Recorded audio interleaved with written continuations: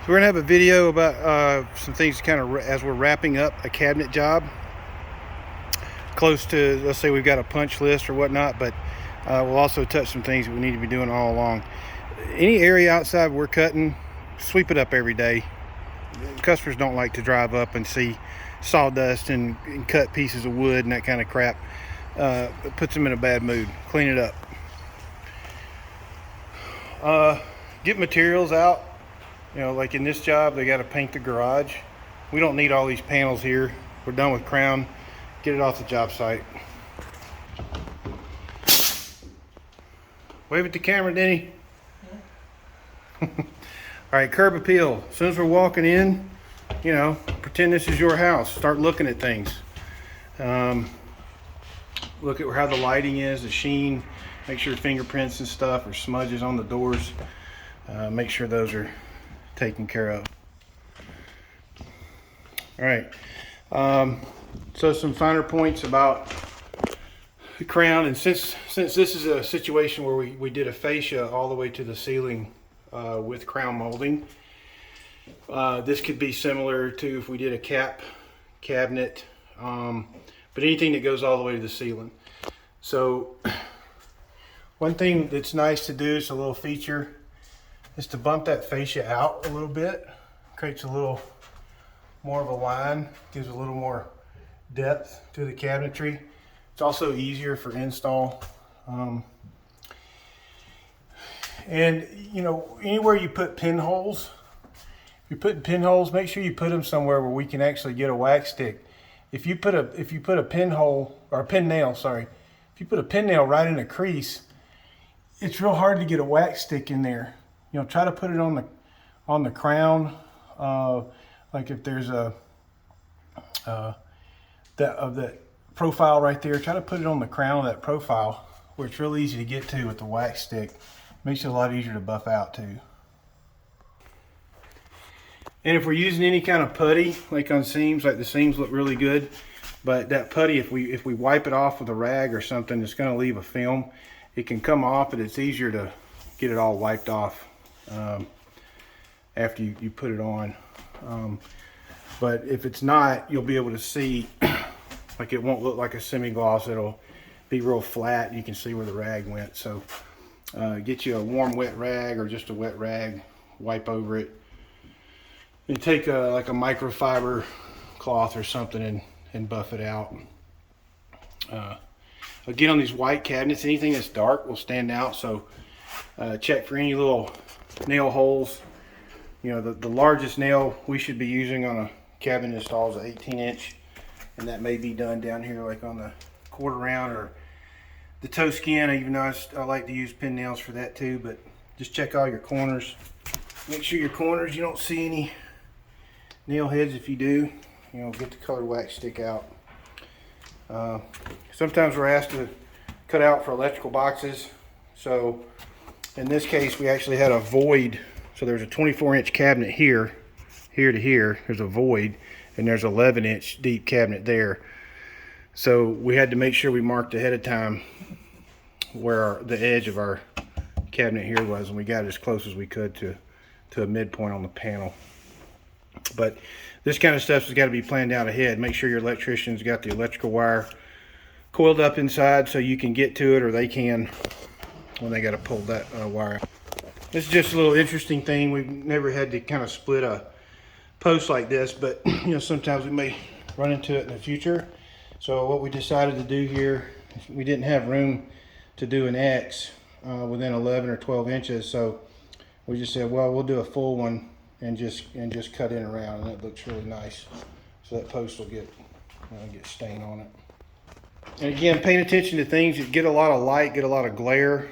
You really got to pay attention to the surfaces. Make sure smudges and that kind of stuff are taken care of. Some places that often get overlooked is microwaves. I like to mount the microwaves about 2 to 3 inches higher than the bottom of the cabinet. But what that, it gives more clearance off the stovetop, which is nice. But oftentimes we're left with an exposed inside of the flanking cabinet, so we got to make sure those are finished too. Either either paint them, make sure the holes are filled, painted, or you can skin that.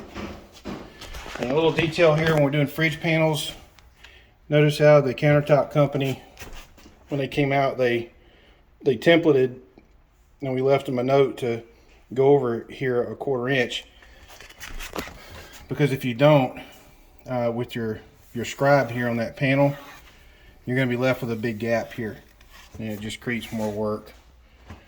We put a piece of scribe back there. This is a house that has a granite backsplash. So when we have granite backsplashes, we have to have all the wall cabinets up, or at least lines set for them, because they have to template for that in addition to the countertops. Sometimes, you know, most jobs you're just used to, we may say, okay, we'll go in here and, you know, if everybody's in a rush, we'll get the base cabinets in, they can get template done, and then the countertop can be getting cut while we're finishing up other stuff. But in this case, you got to have all of it put up. Microwaves got to be put up, everything. So we put this refrigerator. Was this refrigerator? Yeah, okay.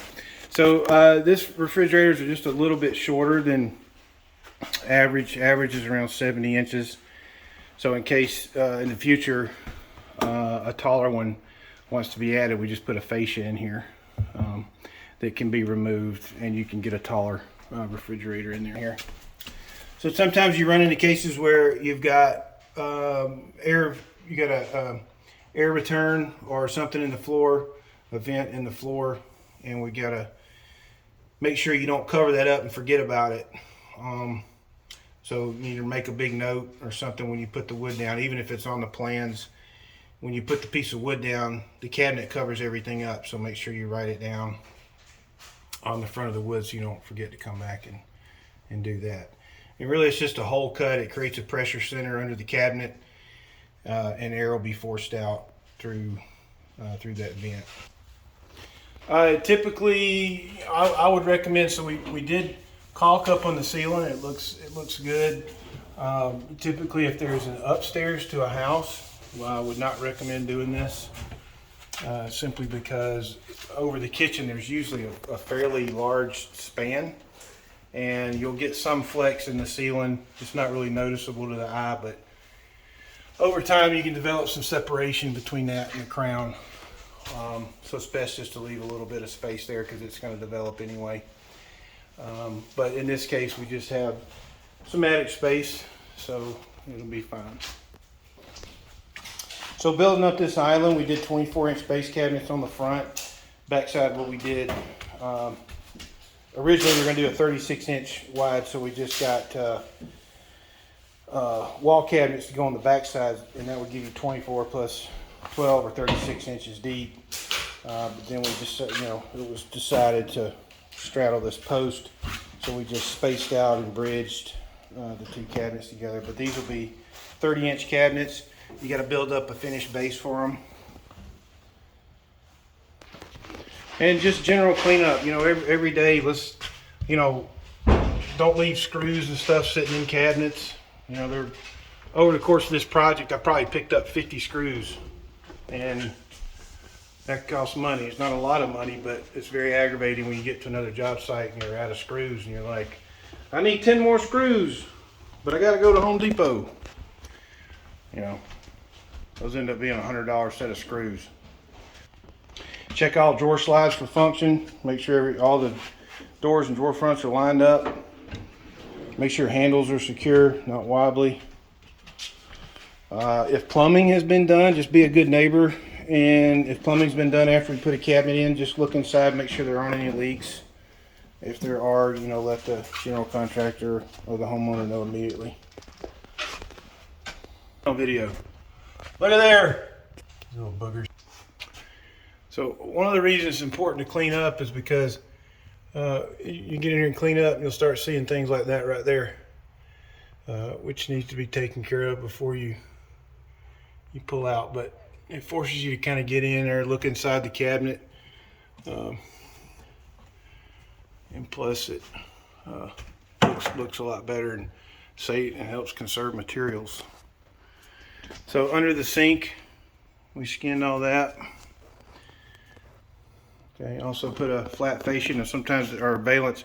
Sometimes these valances, you know, you can cut an arch in them if you want. Most of the time the cabinet companies won't. If they're out of them, which was the case here, you could cut your own out of a 6-inch piece. And on trash pullouts, make sure that the door is secure. You need at least 3 screws. We got it. That's good. You need at least 3 screws in the stiles on each side. Make sure the carriage and everything is fairly stable. Everything's lined up on these. It looks good.